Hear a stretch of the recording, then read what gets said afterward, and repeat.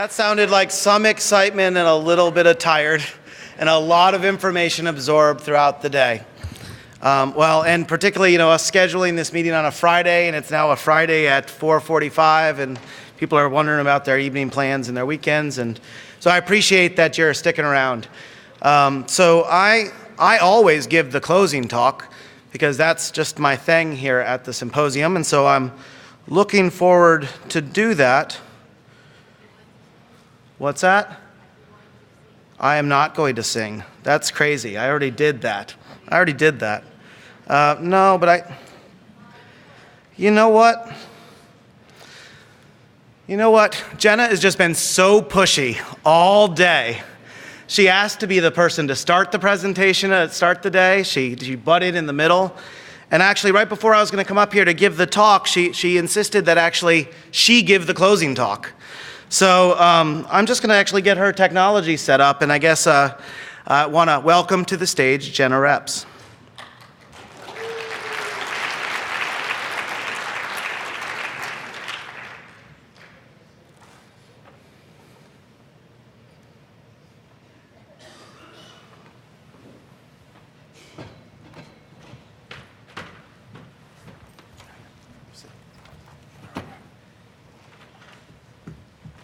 So I've been interrupting a lot today, but while you've been enjoying the symposium, we actually had a little surprise. Sorry,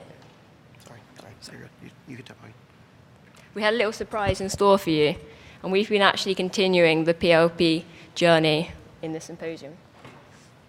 So we interrupted this morning, and we asked you to send some prediction problems to us. And then we voted, and we picked one problem was going to be the one that we'd focus on. But I was actually so excited by the prediction problem we got at 9 a.m. that I didn't want to stop. I wanted to continue and see how far we could get with this prediction problem in the day. So at 9 a.m., the question was chosen. The question that we picked was, amongst patients who had ischemic stroke and initiated treatment with anticoagulants, which patients will go on to have hemorrhagic stroke within 1 year? So the patient-level prediction that we have as a visualization is that you would be looking at an index date of when they had the anticoagulant, and at that index date, they must have satisfied the condition that they have. In the prior 7 days, they were diagnosed with ischemic stroke. In the last 30 days, they had no hemorrhagic stroke, and they have to have had at least 365 days prior observation, so we could actually have some information about them. And we wanted to predict whether they were going to have the hemorrhagic stroke within 365 days of the index day. So this is your time at risk. And our model selections were going to be, we want to look at whether we could do this prediction with demographics, conditions in all time prior, drugs all time prior, procedures all time prior, and some risk scores. And we ended up with approximately 29,000 features that were going to be put into our model. But how did we actually progress with this? So first step, we used Atlas to build our T. Second step, Atlas to build our O. Then we used Atlas to design our study. And then we used Atlas to download an R package. So this is a new feature that's been added into Atlas where you can put in your T, your O, and your model settings and any other settings that you want. You can click a button and it will create an R package that will run the whole study for you. So you just have to put in your database connection details and it will do all the prediction models that you want. So you can put multiple T, multiple O, and multiple settings. A protocol was written. This was quite a large document containing all the prediction information that you want. So our definition of our T, definition of O, all the settings that we want. And this is making it fully transparent and reproducible if you wanted to apply this model. We executed the R package. So the R package is just, here you see some folders and some files. This is what the R package looks like. You execute it in R by just running the execute function and adding in some of the settings to your database. We then developed the model, and we're able to actually look at the performance. So the package will output the train and test performance for your prediction model. So this is the internal validation. The train performance is the performance on the people who were used to develop the model. So their data was used to develop the model. The test performance is the performance on the patients who weren't used to develop the model. So they're just held out just to see how well the model performs. So this is really giving you a fairer assessment of how well the model does. And in total, we had over 42,000 patients in our target population, and we had over 1,000 outcomes. So we had a 2.6% incidence. Our error under curve for the internal validation was 0.62. An error under curve of 1 is perfect, and an error under curve of 0.5 is equivalent to just randomly guessing who's going to get the outcome. So some predictions are easier than others. Some are going to be more suitable for our data than others. But with our framework, we can actually explore which ones are going to be suitable for our framework or not. Then we reviewed the internal characteristics.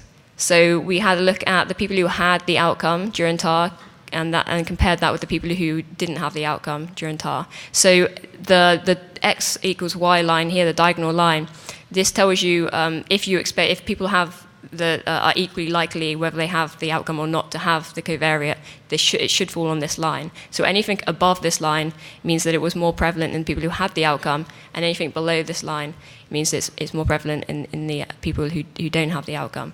And each dot represents a covariate. So we've got about 30,000 dots here, but the model selected 62. So 62 out of 30,000 covariates that we put into the model were selected as being predictive of the outcome. You can see here that there's nothing really far above or far below the diagonal, so there was nothing that was very clearly discriminative, which is why we didn't get a performance higher than 0.62.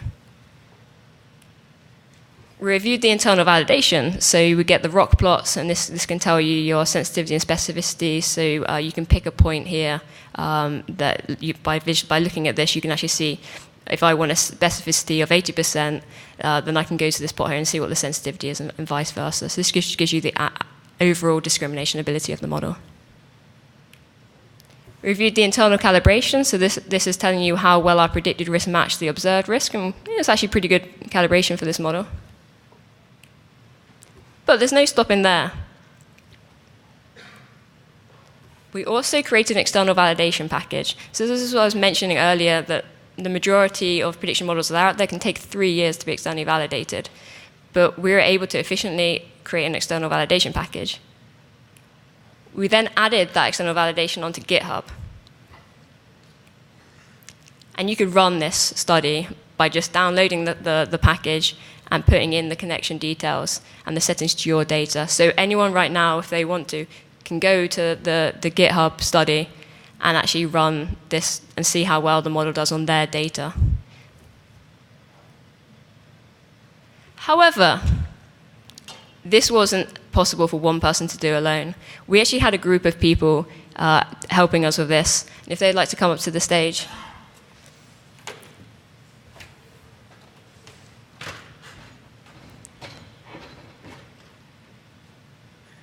So the prediction journey started at 9 a.m. when we had the question, and then we actually went and created the cohorts. So team 1 created cohorts. Then we went to do the external validation, the internal validation, which was team 2.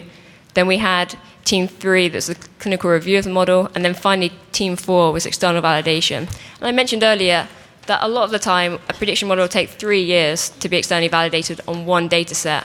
In one day, we externally validated this model across 6 sites and 8 different data sets.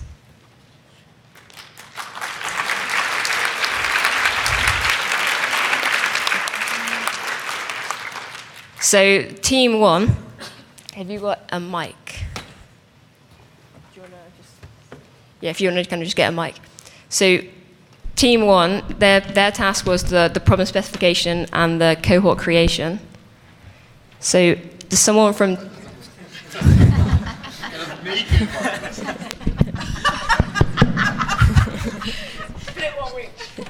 So does someone from team 1 want to explain briefly what they did? Well, I'd like to credit Gautam for being a pro at Atlas in many instances. He actually, I think, had 3 Atlas instances at his disposal. When he got frustrated with one, he just switched browsers and kept going. But we essentially compartmentalized the problem into looking at anticoagulants as a definition, looking at hemorrhagic stroke and intracranial, or you're going to have to say better than me, cerebral infarction, which is an intracranial hemorrhage, right? But we had him and Ray, where are you, as our clinical adjudication team and pro Atlas users to take advantage of existing things such as artifacts from Legend and other cohort definitions that happen to be available because of their connectivity to existing research. So they had really good definitions. I'm not just saying that because it's my definition that I helped, but they were actually validated things and artifacts the community had already had available, and then they tweaked them. Mm-hmm. So one of the first tasks that we did was to talk to the investigator who proposed the question. It was an initial phrase that you all had proposed, and we did the exercise of drawing it out on paper to say, in a temporal, in a time period, what is the initial event? How do we operationalize this study question? And once we all agreed on that, then we transformed that into concept sets in Atlas and cohort definitions in Atlas. And it was a fun exercise as a group to think clinically and think epidemiologically and think technically and overcome all those challenges. So what do you think was your number one lesson learned from today? I have a lot of bugs for Chris Knoll. Hope you're ready for that backlog. But in all seriousness, I think as a community, we need to do a better job of maybe reporting when a concept set doesn't perform. I mean, this is why we had 3 instances of Atlas running simultaneously. There are things that happen that's an environment-specific issue that doesn't have to do with the question itself. And we saw that at the study-a-thon too. So the more we can expose those and harvest them for reuse and improvement, I mean, seriously, put your complaints somewhere and they become actionable, right? My dad always said complaints that don't have anything with them are just complaints that are annoying and terrible. So please document them. They mean something to us. Great work, Team 1. Maybe applause.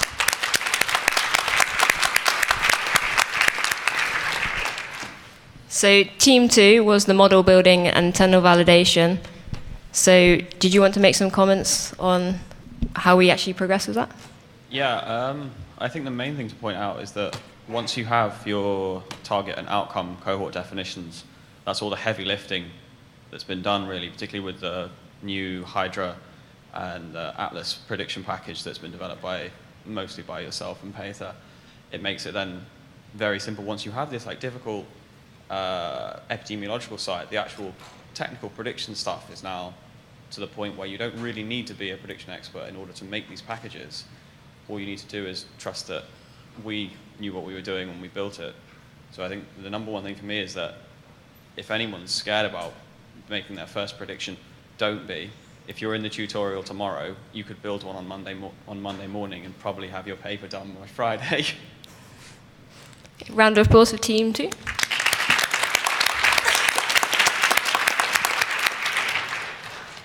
Team 3, so this is the clinical review of the model, just to make sure it made sense clinically and there wasn't anything terribly wrong. So if you wanted to make some comments. William. So, it was a very great experience of participating in this very great journey.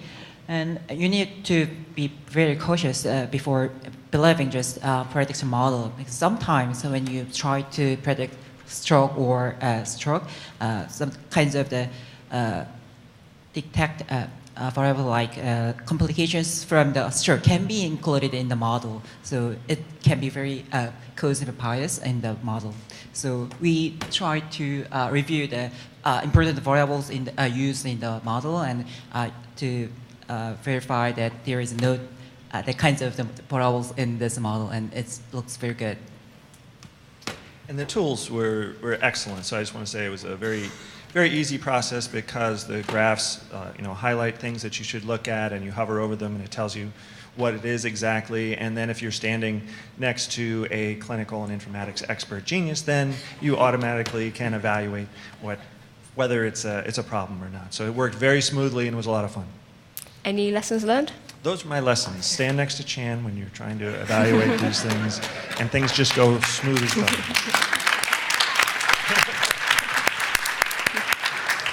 And so Team 4, the external validation. Any comments? So we actually had the most simple job of everybody. We had to do one thing, and that is send an email to all the data custodians that Jenna and Ross and the others made a package available, and that's what we did.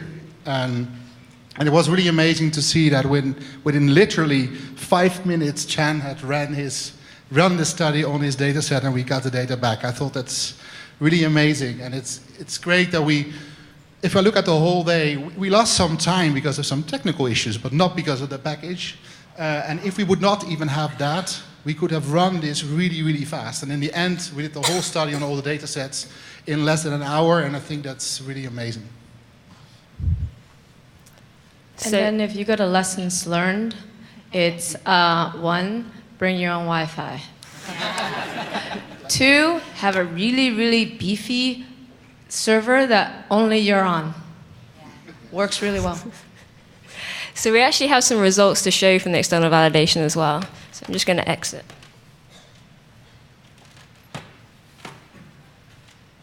Who's excited? Woo!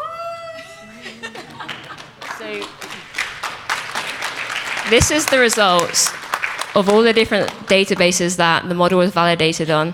So in total, I believe there was 8 different data sets that were validated on. So it got validated on Columbia data, Korea data,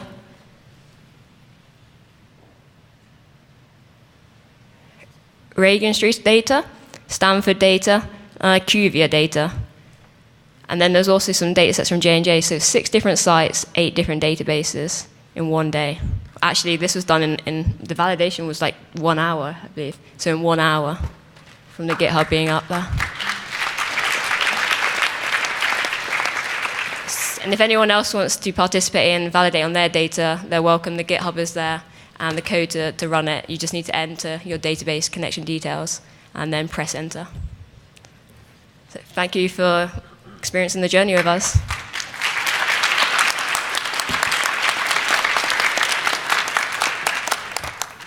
How many people are still excited to be here at the OHDSI Symposium?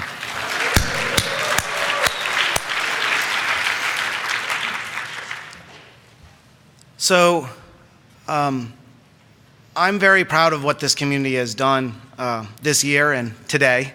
I'm proud of what we have accomplished. I'm more excited about what we could continue to do as a community.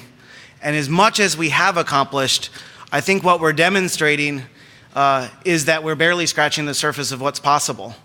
And if we think about the fact that we are doing cutting-edge methodologic research, we're developing scientific best practices, we're codifying those best practices into open source tools, we're then applying those tools to generate evidence. This is all part of a journey for us to collectively work together to legitimately impact all of healthcare.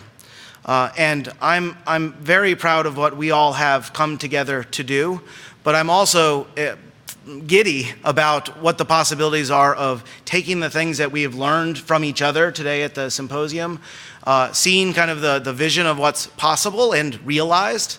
And what I hope that many of you will take away from this is that it used to be we had conversations about whether or not you could use observational data. And then there was like this evolution where I spent way too many years having a conversation about whether or not we should use a common data model. We had a whole bunch of conversations about, and actually I guess right now there's a lot of conversations going on about whether observational data is of sufficient quality to support real decision making. But there's still lots of patients out there waiting for good answers to real questions. And we, as a community, are in the position to actually answer those questions and provide evidence to improve their lives. And that's not just the lives of some abstract notion of 100 million people who are newly diagnosed with hypertension. This is you and your loved ones and your family. You have the impact. You have the ability to impact those around you and the entire population. What I hope you learned today when you heard from Martijn and Mark is that we have ways now to rethink how we could conduct observational science to generate evidence that could actually scale to try to tackle really, really big problems. But that cannot be done by yourself. No one individual, no one institution is going to be able to do something like Legend. It shouldn't be done by one individual, and it couldn't be done. Rather, we need to think about how as a community we could build our own Large Hadron Collider for doing research collaboratively. What you also should have learned, though, over the last day was through the Collaborator Showcase, there's a lot of exciting work that's going on. What's exciting to me is the growth of the diversity of different activities that are actually going on. And several people reached out to me and said, like, what's really cool is that I'm seeing lots of things that are going on in OHDSI that weren't even in the imagination of some of the original group as we started this up. And to me, that's exciting and motivating. But I hope that last exercise also demonstrates the potential and I'll make it more explicitly, a call to action that each and every one of you can become part of a team to answer real clinical questions. If we think about the fact that at 9 a.m. we had a real clinical question that matters, and we generated some insights around the world, because a group of people thought it was the right thing to do to help patients, came together to perform an activity, and spent a couple hours on a Friday contributing their intellectual capacity to try to answer a real question that matters. What if each and every one of you just took a couple hours to help a team generate an answer to a question that could impact millions of patients around the world? How many of you are willing to spend a couple hours of time to have that kind of an impact? Last year, I made you hold up a piece of art to remember that we are here because we're trying to generate evidence for patients, and that patient journey is what we're learning from, but that patient journey is also what we're trying to impact. This year, what I really want to leave you with is to think about the fact that last year it was just a statement of, come on guys, you should do this, this is helpful. But what you should have seen today, and because of what we've done as a community, is it's not just an aspirational statement now. This is a specific call to action. Within this OHDSI community, we have the world's largest data network. We have 100 databases covering 1 billion patients, 220 million patients outside of the United States represented a standard format. That is data, not evidence, and we need to turn that data into evidence to help patients. You've seen now that we have open source tools that allow us to do clinical characterization and population level estimation and patient level prediction. Those are tools in software. They are not the evidence that patients are waiting for.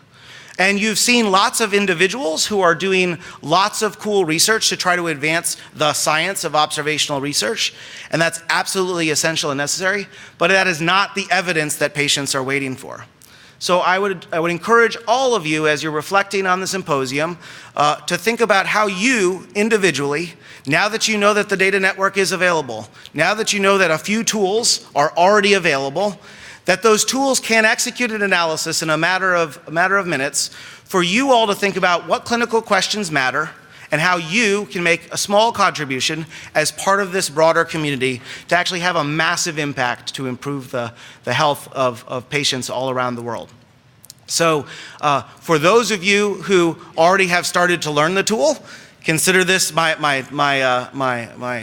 challenge to you to start getting on with answering questions. And for many of you who are new to the community and now eager, hopefully, to learn the tools, I encourage you to join this community and start to learn these tools. For those of you who are taking tutorials tomorrow, that's a great opportunity not just to learn technical capabilities for yourself, but also to further engage in the community, to meet the individuals, and to create the teams that you can work on and collaborate together to actually impact the lives of patients around the world. So with that, I want to thank you all for coming to the OHDSI Symposium. Before I go, we're going to have important awards to really recognize the importance of this community and the work that we're doing. But before I do that, I just want a round of applause for the community and for all the work that you all are doing together.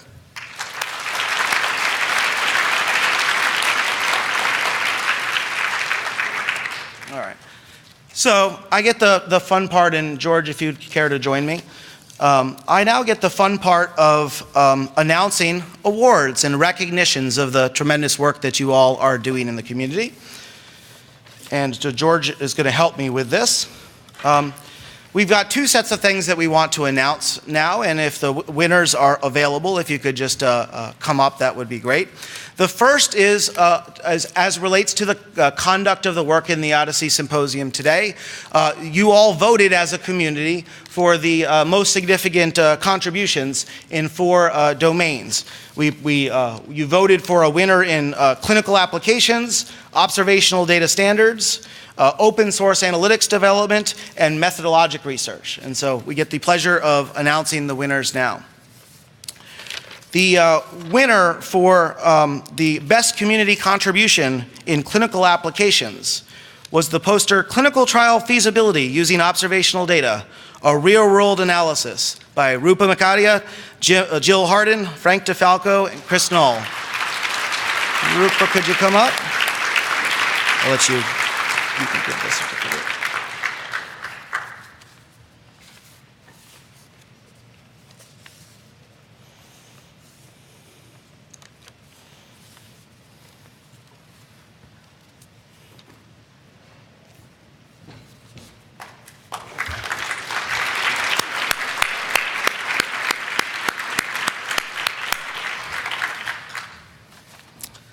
For the category of Best Community Contribution in Observational Data Standards and Management, there was actually a tie in the votes, even though we had over 150 votes or something, but there was actually a tie.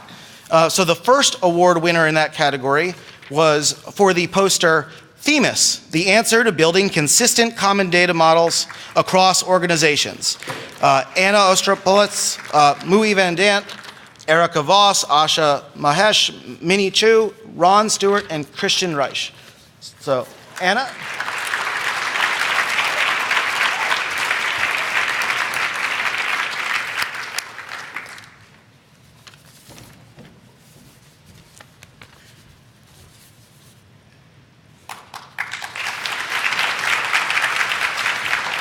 And the second community contribution in observational data standards and management was the poster, The European Health Data and Evidence Network by Peter Reinbeck, Johan Vanderlei, Michelle Van Sprybroek, and Nigel Hughes.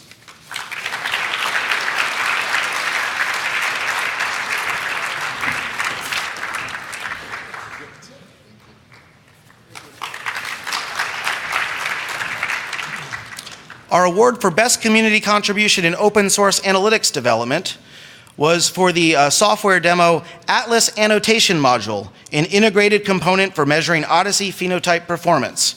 The presenter was Trey Schneider.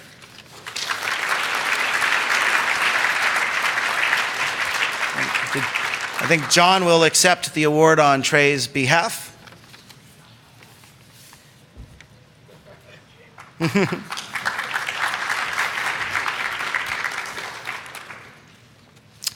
And last but certainly not least, the award for the Best Community Contribution in Methodologic Research was for the lightning talk, The Value of Negative Controls for the Self-Controlled Case Series Design, a Replication Study by Jamie Weaver.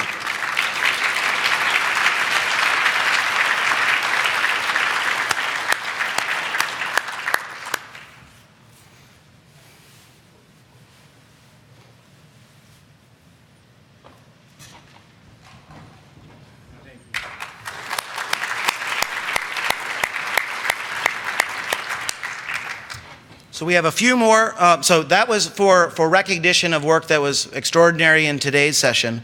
But one of the things that we also initiated this year was we wanted to provide recognition not just for what happens on the one day that the symposium takes place, but for the contributions that are being made throughout the year on behalf of this community.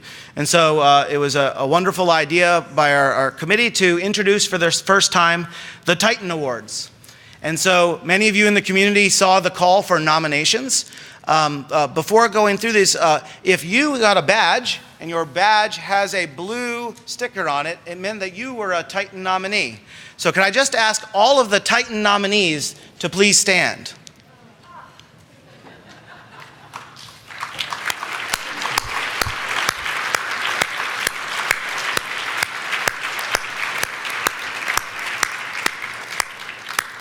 So one of the things that I think is probably was the nicest thing that actually came out about this was those of you who just stood, you deserve to be nominated. But what's even cooler is someone else in the community thought you deserved to be nominated, or multiple people thought you needed to be thought you should be nominated.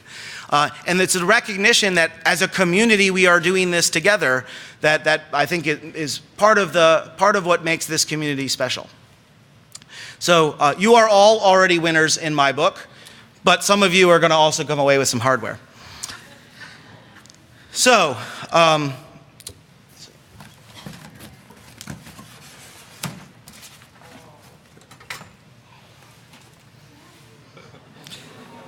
So, the first category that we will provide an award for is the Titan Award for Data Standards. This is to recognize extraordinary contributions by an individual, organization, or team in the development or evaluation in community data standards, including the OMOP Common Data Model and standardized vocabularies. And the 2018 winner of the Titan Award for Data Standards is the OHDSI Vocabulary Team, Anna, Dimitri, and Christian.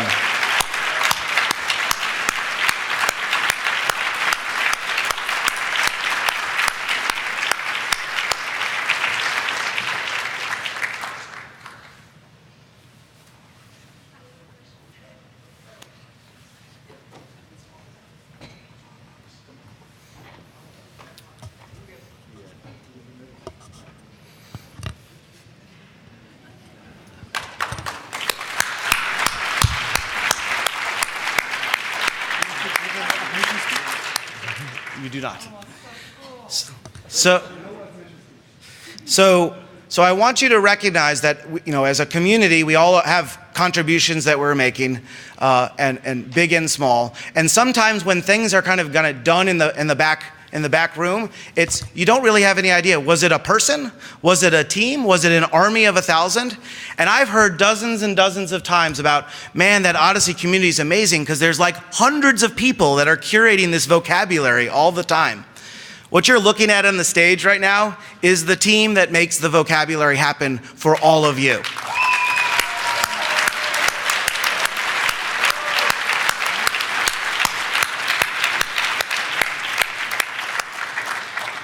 So thank you guys very much.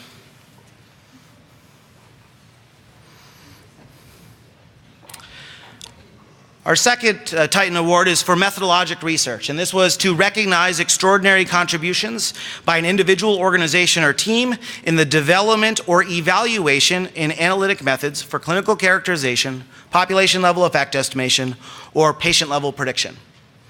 And this year's 2018 Titan Award winners for methodologic research were Martijn Schumi and Mark Suchard.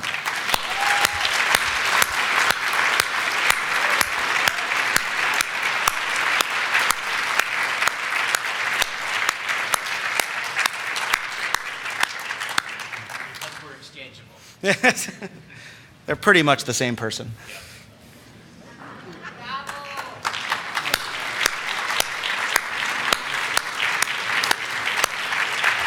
So Martijn and Mark were recognized by multiple people who decided to nominate this team. Both because of their leadership in the population level effect estimation work group, which is really driving OHDSI's capability to do causal inference, but also particularly because the vision that they have provided to all of us about how we all can rethink science.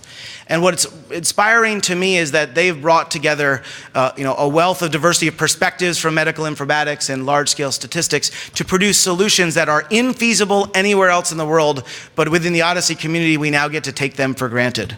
And so, again, a round of applause for Martijn Schumi and Mark Suchard.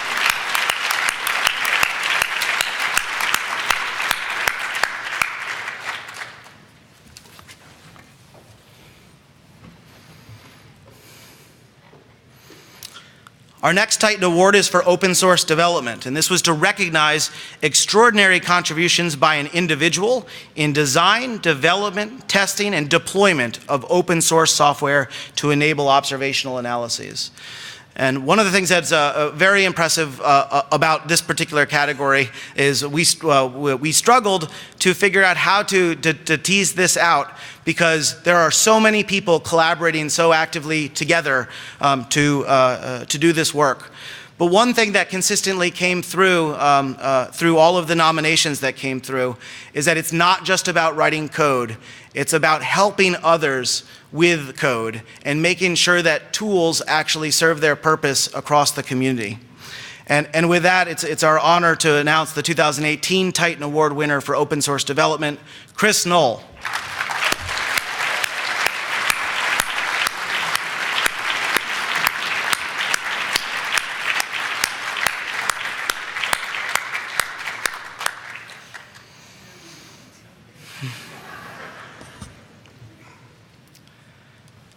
So there are a lot of developers.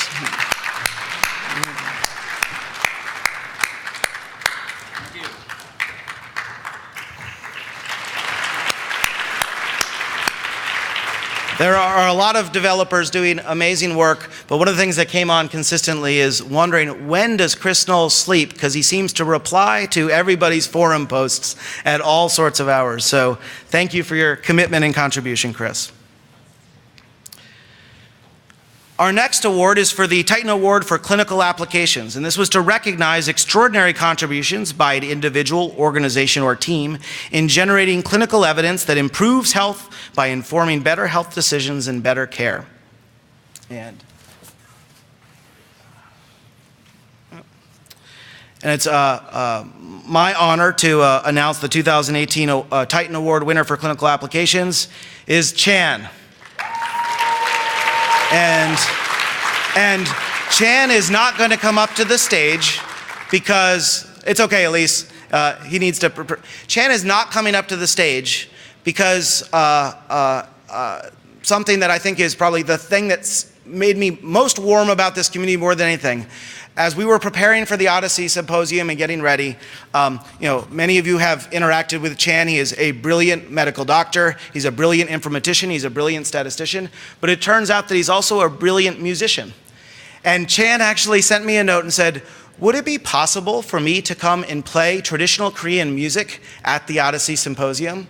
And so Chan is not up here accepting his trophy because he's actually preparing a concert outside, and as soon as we finish these awards, we will all get to enjoy Chan's music. So let's just clap really loud so he hears us.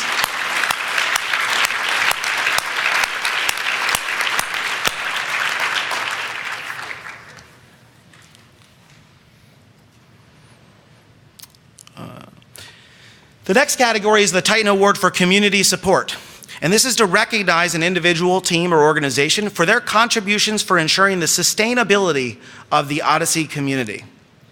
And this is something that's very important. Of course, we all are all just a volunteer army, but everybody's making the contributions in whatever way they can. Sometimes it's highly visible, and sometimes it's the stuff that we take for granted, but realize we couldn't live without. And so this year, it's my honor to announce the 2018 Titan Award winner for community support, Lee Evans. He's to the left.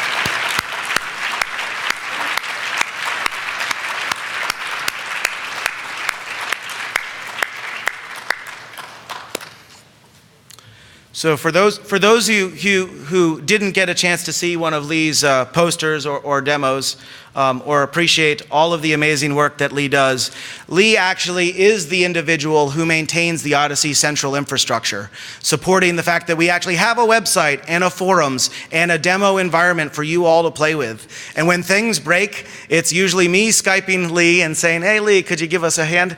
And every single time he's done it with a smile, and each time he solves the problems we've got, he also says, by the way, I have this other cool idea that I just was playing with and I think it would be nice. And from that, lots of innovations have come that have contributed even more significantly, including the leadership that he's given to the BroadSea application to make it possible for those around the community to benefit from the OHDSI tools. So congratulations, Lee.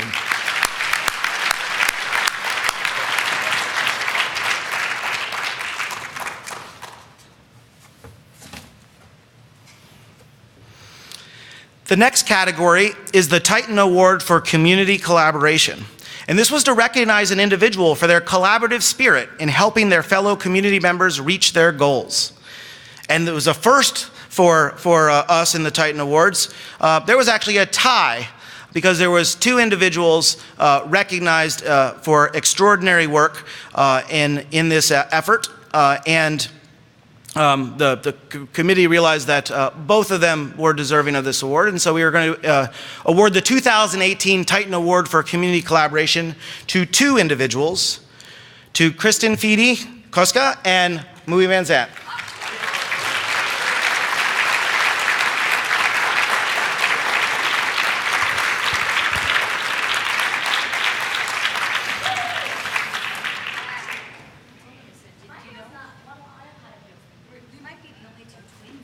Mm-hmm. Oh, that's true, yeah.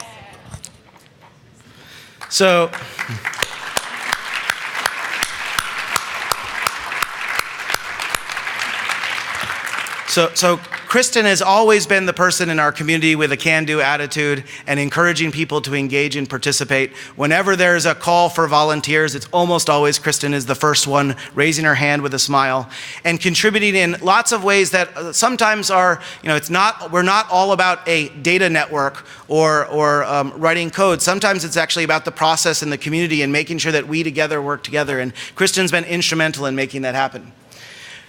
First, congratulations, Kristen.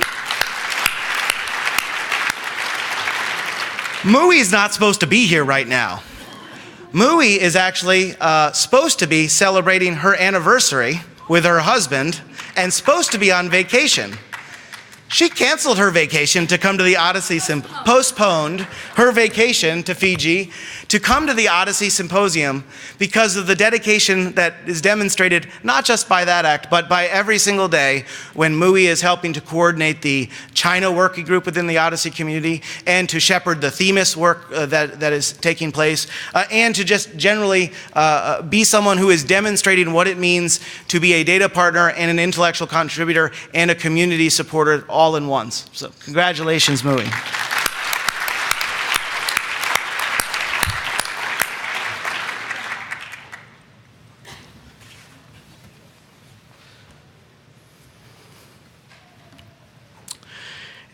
And last but not least, we wanted to have an award for the Titan Award for Community Leadership to recognize an individual for their leadership in advancing the OHDSI mission. And this was a category that there are a lot of amazing leaders who are leading by example, who are leading and managing initiatives. But it was pretty clear that there was one person whose leadership is extraordinary and stands out amongst the rest. I just have a show of hands if you're here from Korea. Show of hands for Korea. Okay.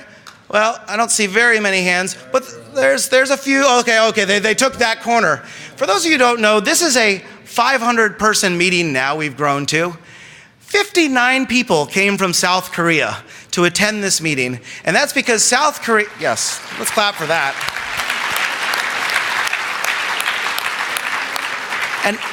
And that is because of an amazing amount of work, an amazing amount of effort by an awful lot of people. But it absolutely would not happen without the leadership of Ray Park.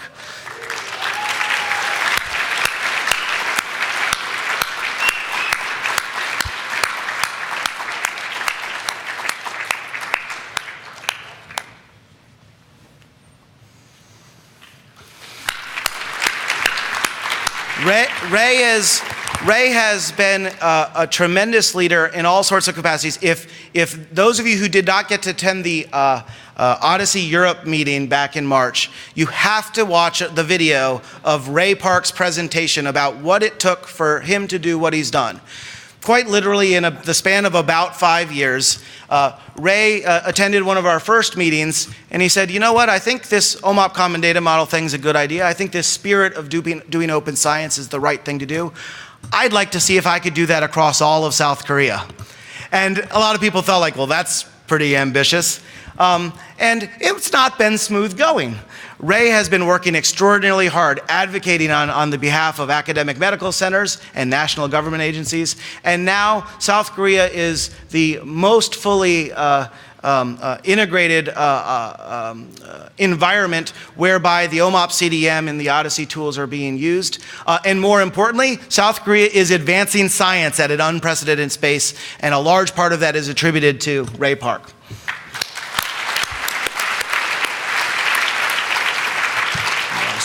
One more.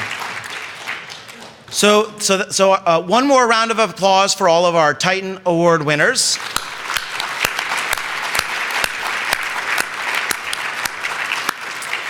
Before we go join Chan for a concert of traditional Korean music, I have one more recognition.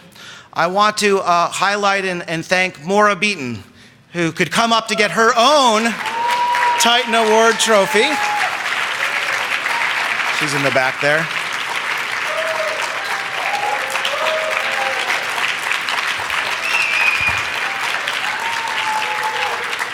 So you all know, because there would be no OHDSI community without Maura.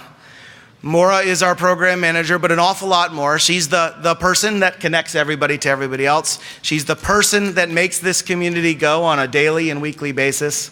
And she's the person that actually pulls off activities like this with Maura and Elise and the team, even making it possible.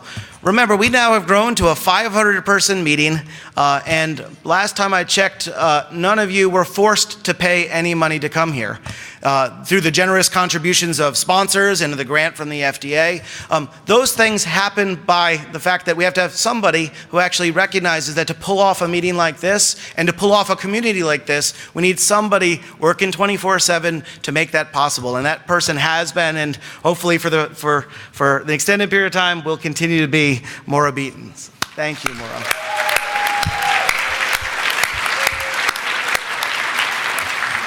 All right, with that, we will conclude the formal portion of the OHDSI Symposium. I encourage you all to join me in outside in the reception, kind of where you registered. Chan has now set up a musical concert for us to all enjoy. And for those of you who are,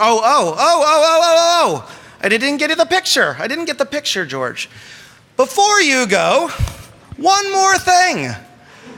You saw that Jenna and her team all had all looked pretty similar. And that was because they all had OHDSI t-shirts. They were rocking OHDSI t-shirts just like this one. On the back, it says, you read it.